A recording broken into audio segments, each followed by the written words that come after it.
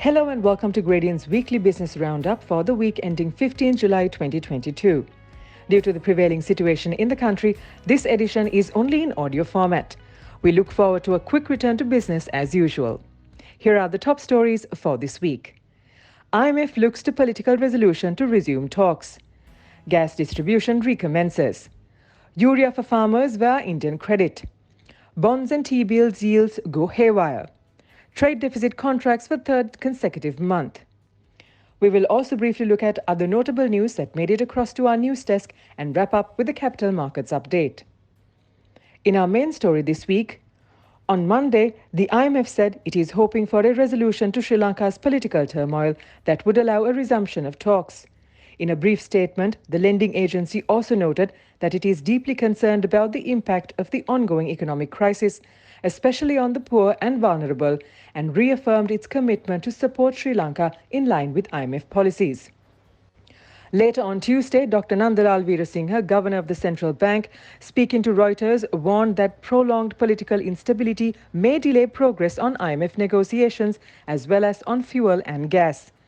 He also added that Sri Lanka is currently discussing a $1 billion swap with the Reserve Bank of India.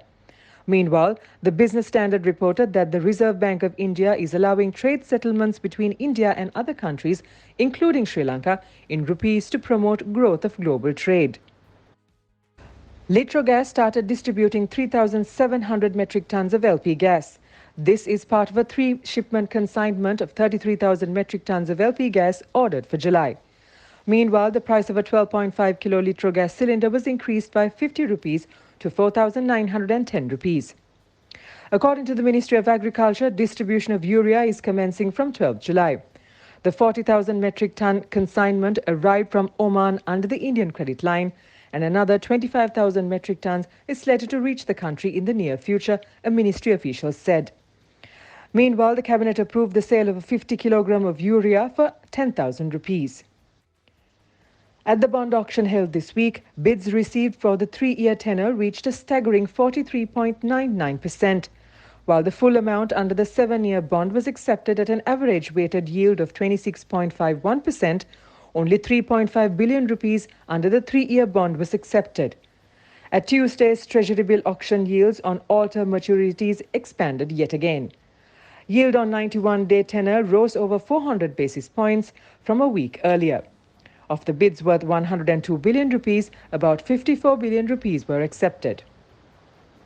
In other news this week, according to the SLTDA, tourist arrivals during the first 10 days of July were 14,877. Visitors in the year were recorded at 426,254. In July, the UK was the largest source market, followed by India and France. Several countries continue to have travel advisories on travel to Sri Lanka. Meanwhile, UAE-based budget carrier Fly Dubai suspended operations to Sri Lanka until further notice. Workers' remittances declined to $274.1 million in June, down 42.1% from a year earlier. During the first 6 months of the year, remittances were only $1.6 billion, down 52% from the same period last year. Inflows are lower despite an over 80% depreciation in the Sri Lankan rupee since its flotation in mid-March this year, as migrant workers continue to use informal channels which offer a higher rate. Sri Lanka's trade deficit contracted to $404 million, down from $729 million a month earlier. Imports fell to $1.4 billion, down 14.6% month over month, whilst exports rose to $1 billion, up 7.9%.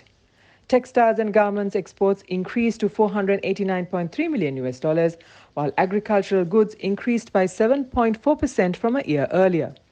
Fuel imports declined to $461.2 million from $510 million a month earlier, but was 39.6% higher than a year due to elevated global prices. Now let's take a look at the weekly movement of the All Share Price Index and the S&P SL20 Index at the Colombo Stock Exchange.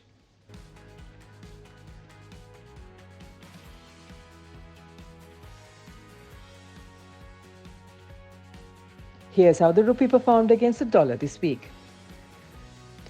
And that's a wrap for this week. Follow us on LinkedIn and YouTube for more updates on business and financial developments in Sri Lanka. Until we see you again next week, thank you for watching. Stay safe.